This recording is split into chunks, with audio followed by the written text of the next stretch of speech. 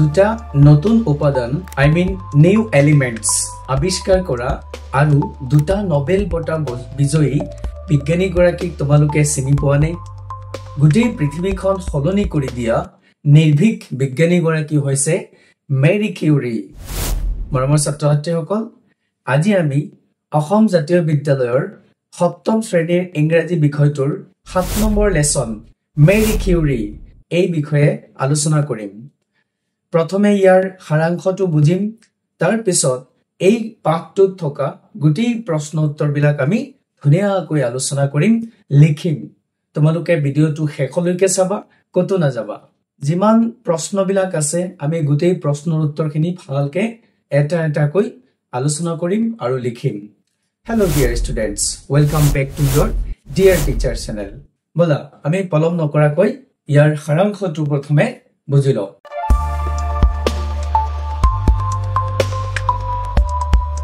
Marie Curie তাইৰ জন্ম হৈছিল 1867 চনত পোলেণ্ডত প্ৰথম অৱস্থাত কষ্টৰ সন্মুখীন হ'ব লগা হলেও তাই মেধাৱী আছিল বহুত মেধাৱী হৈয়ে থাকিছিল বুজি পাইছানে তাৰ পিছত পোলেণ্ডত তাই লিখা পঢ়া কৰিব পৰা নাছিল কাৰণ মহিলা হোৱাৰ কাৰণে তাই তাত নিষেধাজ্ঞা থকাৰ কাৰণে পোলেণ্ডত তাই লিখা পঢ়া কৰিব পৰা নাছিল বুজি পাইছানে সেই কাৰণে মেৰী কিউৰী বৰ্চন বিশ্ববিদ্যালয়ত বিজ্ঞান শাখাত অধ্যয়ন কৰিবলৈ গুচি যায় তাৰ পিছত তাইৰ যি আৱিষ্কাৰ তাইৰ স্বামী পেৰী কিউৰীৰ সৈতে মিলি ৰেডিয়াম আৰু পলনিয়াম নামৰ দুবিধ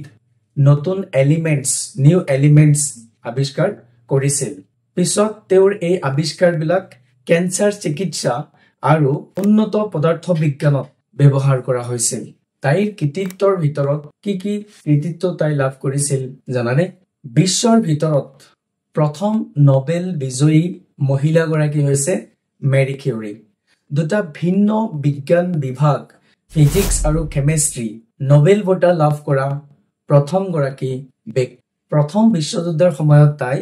বৰ কঠোৰ পৰিশ্ৰম কৰিছিল সৈন্য বাহিনীসকলক চিকিৎসা কৰাৰ কাৰণে তাই এক্সৰে ব্যৱহাৰ কৰিছিল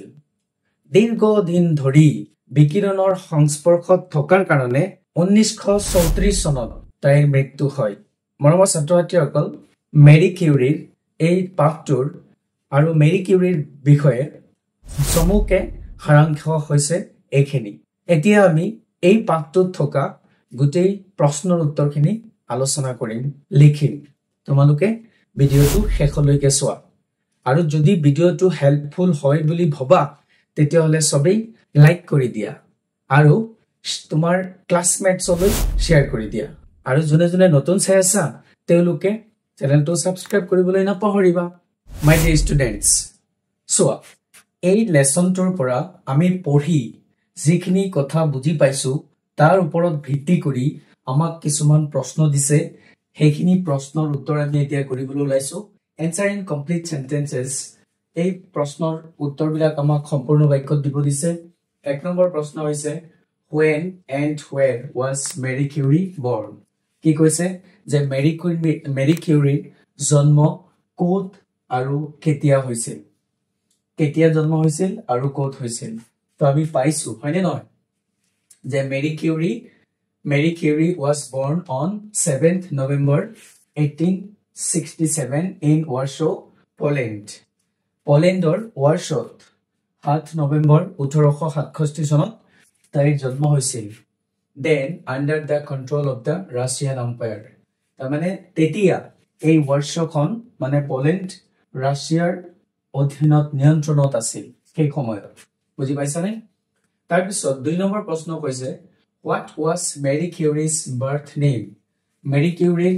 সৰু থাকোতে জন্মৰ সময়ত নাম কি আছিল বুজি পাইছানে what was Mary Curie's birth name Mary কিউৰীৰ জন্মগত নাম কি আছিল পাইছো কিতাপত জনে জনে লেসনটো পঢ়িছা তেওঁলোকে বুজি পাবা her birth name was Maria Salomia Sklodowski বুজি পাইছানে মাৰিয়া সালোমিয়া স্লডস্কি আছে তাইৰ বাৰ্থ নেম 3 নম্বৰ প্ৰশ্ন দিছে আমাক what did Maria's father teach মাৰিয়াৰ দেউতাকে What did Mary's father teach? Maryৰ দেউতাকে কি শিকাইছিল? কি শিকাইছিল? Her father, Władysław Sklodowski, taught mathematics and physics. কি কৰিছে? যে তাইৰ দেউতা Władysław Sklodowski তেখেতে mathematics মানে গণিত আৰু পদাৰ্থ বিজ্ঞান এই দুটা সাবজেক্ট তেখেতে শিকাইছিল and also served ইয়াৰ উপৰিও তেখেতে সেৱা আগবঢ়াইছিল as director of two gymnastics মানে আৰু দুটা জিমনাস্টিক ডাইৰেক্টৰ হিচাপে সেৱা আগবঢ়াইছিল for boys লৰা বিলাকৰ কাৰণে in Warsaw মানে পোলেণ্ডৰ Warsaw. Okay, question number 4. Where did Mary and her elder sister Bronislava involve themselves for higher education? বুজি পাইছানে যে মেৰী কিউৰী আৰু তাইৰ ডাঙৰ ভনী দুইজনীয়ে কোত যুক্ত হৈছিল উচ্চ শিক্ষাৰ কাৰণে ইয়াৰ আনসাৰ হৈছে আমি পাইছো পাঠটো যে they attended the flying university তেওঁলোক দুইজনীয়ে কি কৰিছিল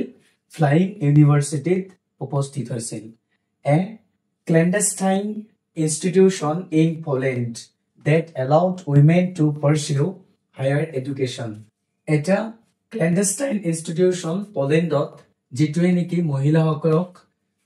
uchcho shikkar karone uchcho shikha onuhoron korar karone pursue onuhoron korar karone অনুমতি প্ৰাপ্ত আছিল বুজি পাইছানে যে হেই বিশ্ববিদ্যালয়খন মানে ফ্লাইং ইউনিভাৰ্সিটিখন পোলেণ্ডত একমাত্ৰ কি আছিল মহিলা সকলৰ কাৰণে উচ্চ শিক্ষা লোৱাৰ অনুমতি প্ৰাপ্ত আছিল ইয়াৰ বাহিৰে অন্য যিমান ইউনিভাৰ্সিটি আছিল বা উচ্চ শিক্ষাৰ কলেজ আছিল গুটেইবিলাক কলেজ কি আছিল মহিলাৰ কাৰণে নিষেধাজ্ঞা আছিল মহিলা সকলে সেই ইউনিভাৰ্সিটি বিলাকত তেতিয়া পঢ়িব নোৱাৰে বাধা নিষেধ আছিল বুজি পাইছা তেনেকুৱা সময়ত এই ছোৱালীজনী বিশ্ববিখ্যাত সাইন্টিস্ট হৈ গৈছে সোৱা কিমানখিনি মেহনত আৰু ধৈৰ্য লাগিব When and in which field was Marie Curie awarded the Nobel Prize? Ketia aru kuntu bibhagot Marie Curie Nobel bota puruskar lav korisil. Nobel bota lav korisil. She received the 1903 Nobel Prize in Physics for her work on radioactivity. Bujhi paisane? Radioactivity uporot kaam korar karone physics or podartho bigyanor uporot 1903 চনত তাই প্ৰথম Nobel prize লাভ কৰিছিল তাৰ পিছত in 1911 she won the Nobel Prize in Chemistry for the discovery of radium and polonium বুজি পাইছানে 1911 চনত তাই দ্বিতীয়টো নোবেল প্ৰাইজ পাইছিল কেমিষ্ট্ৰি বিভাগৰ ওপৰত হেতু কিহৰ কাৰণে পাইছিল ৰেডিয়াম আৰু পলোনিয়াম দুটা নতুন উপাদান আৱিষ্কাৰ কৰাৰ কাৰণে আৰু কি হৈ গৈছিল becoming the first person awarded Nobels in two different sciences আৰু মানে দুটা ভিন্ন বিজ্ঞান শাখাত তাই প্ৰথম নোবেল বিজয়ী হৈ গৈছিল দুটা নোবেল পাইছিল পৃথিৱীৰ ভিতৰত আৰু কোনেও দুটা নোবেল বিজ্ঞান শাখাত একেলগে পোৱা নাই মেৰী কিউৰীয়ে পাইছে তাইৰ এই পৃথিৱীখনত বহুত কৃতিত্ব আছে বিজ্ঞানী হিচাপে একাৰণে তাইৰ বিষয়ে অলপ ভালকে পঢ়িবা তাইক অনুসৰণ কৰিবলৈ চেষ্টা কৰিবা তাই এজনী কি আমাৰ কাৰণে ইনস্পায়াৰ্ড হয় না question number 6 so name the biography of Maria name the biography of Marie Curie name the biography of Marie Curie who wrote it কি কৈছে যে মেৰী কিউৰীৰ আত্মজীৱনীখনৰ নাম লিখিব দিছে আৰু এই আত্মজীৱনীখন কোনে লিখিছে হয়নে বহুত interesting so the biography is called Madame Curie biography tour আত্মজীৱনীখনৰ নাম আছিল Madame Curie okay written in 1937 1937 চনত লিখা হৈছিল by her second daughter Evie Curie তাইৰ দ্বিতীয়জনী ছোৱালী নাম Evie Curie Evie Curie লিখিছিল মেৰী কিউৰীৰ ছোৱালী 2 নম্বৰ ছোৱালী নাম হৈছে Evie Curie তাই লিখিছিল Madame Curie বুলি ওকে তাৰ পিছত চোৱা question number 2 ৰ প্ৰশ্ন Fill in the blanks with appropriate words from the text. এই লেসনটোৰ পৰা কি কৈছে সঠিক শব্দ ব্যৱহাৰ কৰি খালি ঠাইবিলাক পূৰ কৰিব দিছে এ নম্বৰত প্ৰশ্ন দিছে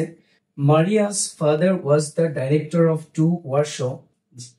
for boys. ল'ৰাবিলাকৰ কাৰণে workshop কি দুটা বিভাগত ডাইৰেক্টৰ হিচাপে সেৱা আগবঢ়াইছিল আমি পাইছো অলপ আগতে জিমনেছিয়া বুলি হয়নে Maria studied physics, chemistry and mathematics at Des University of Paris কাৰণ তাই উচ্চ শিক্ষা লোৱাৰ কাৰণে পেৰিছলৈ গুচি গৈছিল পোলেণ্ডত মহিলাসকলক উচ্চ শিক্ষা লোৱাত নিষেধাজ্ঞা থকাৰ কাৰণে হয়নে তো আমি পাইছো তো ইউনিভাৰ্চিটি অফ পেৰিছত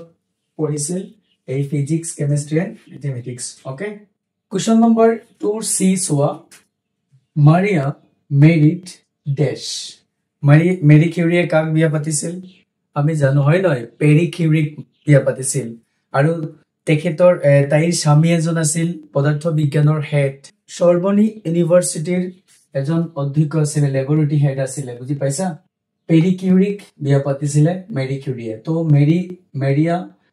মাৰিয়া মেৰিড পেৰি কিউৰী কাক বিয়া পাতিছিল পেৰি কিউৰীক okay Mary succeeded her husband as the head of the physics laboratory at the Dash Sorbonne University. বুজি পাইছা নে Sorbonne University কি হৈছিল তাৰ যেটো পদাৰ্থ বিজ্ঞানৰ ল্যাবৰেটৰী আছিল ল্যাবৰেটৰী হেড হিচাপে তাইৰ হাজবেন্ড কি হৈছিল সফল হৈছিল Mary and her husband named Marie Curie আৰু তাইৰ স্বামী পেৰি কিউৰীয়ে মিলি কি কৰিছিল নাম দিছিল polonium after Mary's native country Poland Mary কিউৰীৰ যেটো জন্মস্থান পোলেণ্ড সেই পোলেণ্ডৰ নামৰ ওপৰত ডিপেন্ড কৰি কি নাম দিছিল পলোনিয়াম সেই উপাদানটোৰ বুজি পাইছা নাই তো এই পলোনিয়াম নামটো আহিছে মেৰি কিউৰীৰ জন্ম যে হৈছিল পোলেণ্ড সেই পোলেণ্ডৰ ওপৰত ভিত্তি কৰি ওকে তাৰপিছত চোৱা question number 3 Look at the following examples and try to fill in the blanks. কি কৈছে আমাক এটা তোমালোকে সোৱা তোমালোকৰ প্ৰশ্নত আছে টেক্সট বুকত এটা প্ৰশ্নৰ অলৰেডি আনসাৰ দিয়া আছে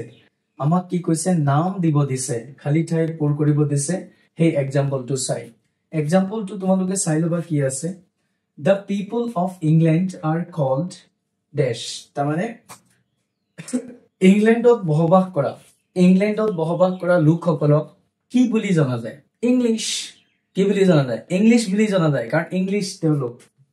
The people of Ireland are called আয়াৰলেণ্ডত থকা লোকসকলক কি বুলি জনা যায় আইৰিশ